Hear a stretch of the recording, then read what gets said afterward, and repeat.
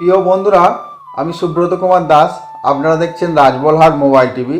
বন্ধুরা, রাজবলহাটের 10 নম্বর রুট সংস্কারের কাজ চলছে, যেটা দেখে আমার এক তথ্য মনে পড়ে গেল, যেটি আমার বাবা রামকমল দাসের কাছ থেকে আমি শুনেছিলাম।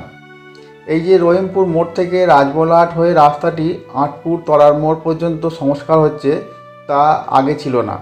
তখন রাজবলহাটের মানুষের যোগাযোগের একমাত্র পথ ছিল মাটিন রেল, যেটি হাওড়া থেকে চাঁপাডাঙ্গা পর্যন্ত চলত।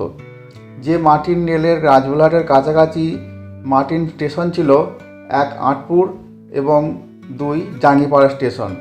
তখন জাঙ্গিপাড়া যাবার পাকা রাস্তাটি হয়নি, নস্করডাঙ্গার ভিতর দিয়ে মাঠের আল ধরে জাঙ্গিপাড়া যেতে হতো, তা প্রায় 8 কিলোমিটার।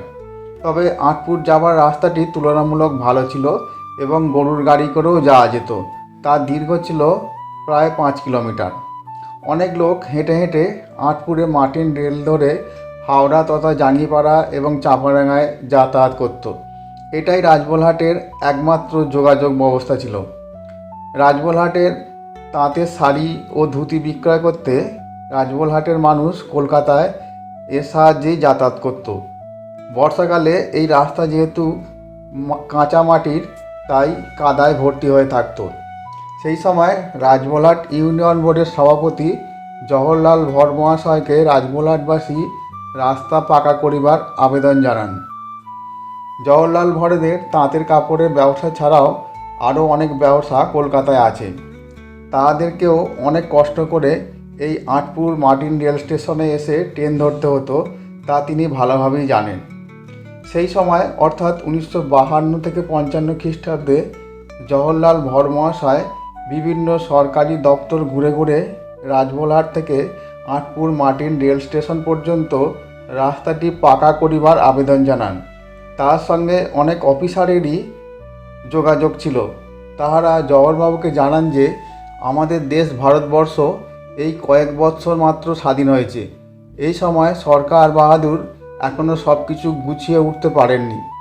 এখনই প্রত্যন্ত গ্রাম্য রাস্তা তৈরি করার অর্থ সরকারের কাছে নাই। সরকার প্রথমে শহরের দিকের কিছু রাস্তা তৈরি করবে, তারপর গ্রামের দিকে রাস্তা তৈরি করবে। আগামী দিনে সরকারি বিভিন্ন প্রকল্প এর জন্য তৈরি হবে। তখন আপনাদের রাস্তাটি যাতে প্রথমেই তৈরি হয়, তার জন্য আমরা চেষ্টা করিব। কিন্তু জওহরবাবুর কথায় খুব বেশি তারা কিছু করতে পারেনি। তবে জওহরবাবুর অনুরোধে সেই সব সরকারি আধিকারিকরা রাজবলহাটে এসে রাস্তার কী অবস্থা দেখে গিয়েছিলেন। তারা এসে বলেছিলেন যে এই রাস্তা তৈরি করতে আনুমানিক 1 লক্ষ টাকা লাগিবে, যাহা সরকার বাহাদুরের এখন নাই। তখন জওহরবাবু বলেছিলেন, অর্থই যেহেতু মূল বাধা, সেই অর্থ যদি রাজবলহাটবাসী চাঁদা তুলে সরকার বাহাদুরকে প্রদান করে, তাহলে রাস্তা করিতে তো কোনো বাধা নেই। সেই আধিকারিকরা বলেছিলেন যে 1 লক্ষ টাকা অনেক টাকা, অনেক টাকা। এই টাকা গ্রামবাসীর কাছ থেকে কি চাঁদা তুলে দেওয়া সম্ভব? তখন জওহরবাবু বলেছিলেন, রাজবলহাটবাসী গ্রামের উন্নতির জন্য এই টাকা তুলে সরকারকে প্রদান করবে। এর জন্য কিছুদিন সময় দিন, আমি নিজে এই দায়িত্ব নিলাম। তার কিছুদিন পর জওহরলাল ভর মহাশয় নিজের ব্যক্তিগত 1 লক্ষ টাকা সরকারি দপ্তরে জমা করেন।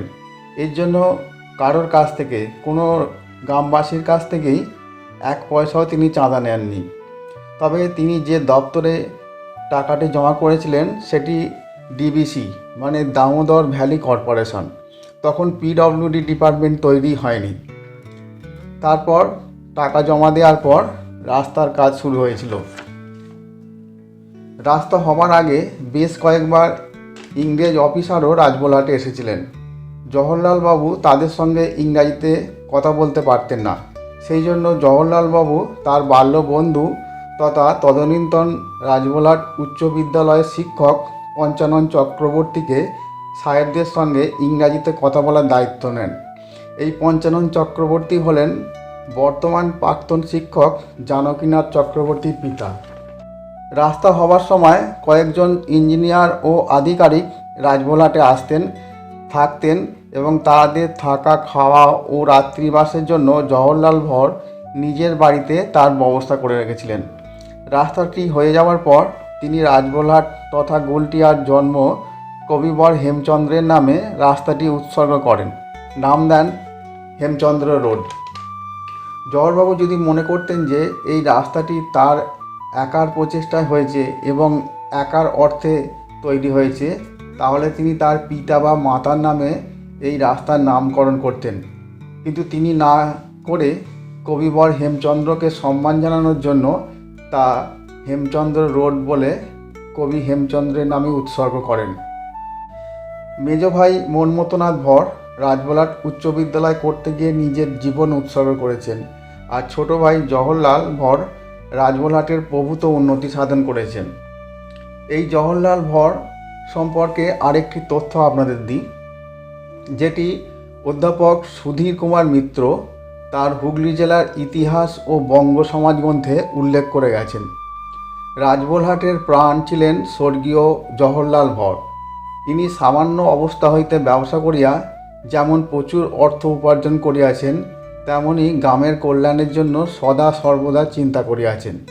পথঘাট নির্মাণ, পুষ্করিণী খনন, পুরাতন মন্দির সংস্কার, পোস্ট অফিস, দাতব্য চিকিৎসালয়, গ্রন্থাগার, প্রত্নতত্ত্বশালা প্রভৃতি প্রতিষ্ঠায় লক্ষাধিক টাকার উপর তিনি ব্যয় করিয়াছেন। জওহরলাল ভরের কলকাতায় বহু সম্পত্তি থাকা সত্ত্বেও কেন দেশে রাজবলহাটে থাকেন জিজ্ঞাসা করিলে তিনি বলেন, রাজবল্লভীর মায়ায় কলকাতায় থাকিতে পারি না। এমন শিক্ষিত বাঙালি ভদ্রলোক গ্রামকে যে এইরূপভাবে ভালোবাসে কল্পনাই করা যাবে না। এই মহান ব্যক্তির মহান দানে তখনকার দিনে 1 লক্ষ টাকা মানে এখনকার দিনে 1 কোটি টাকারও বেশি, সেই টাকায় এই হেমচন্দ্র রোড তৈরি হয়েছিল, যা এখনকার অনেকেরই অজানা। তাই আমার মনে হয় জওহরলাল ভরকে রাজবলহাটের রূপকার বলা উচিত। এই মহান ব্যক্তি তথা রাজবলহাটের রূপকার স্বর্গীয় জওহরলাল ভরকে শ্রদ্ধার সঙ্গে প্রণাম করি এবং রাজবলহাটবাসীকে স্মরণ করে রাখার জন্য অনুরোধ করি। আশা করি আমার এই তথ্যটি আপনাদের ভালো লেগেছে। যদি ভালো লাগে কমেন্ট করবেন, লাইক করবেন এবং শেয়ার করবেন। ধন্যবাদ।